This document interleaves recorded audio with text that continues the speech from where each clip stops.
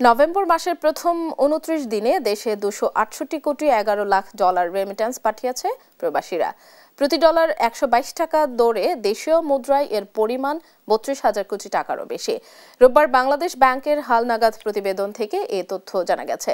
প্রতিবেদন অনুযায়ী চলতি নভেম্বরের প্রথম ২৯ দিনে দেশের রেমিট্যান্স এসেছে ২৬৮ কোটি ১১ লাখ ৩০ হাজার ডলার।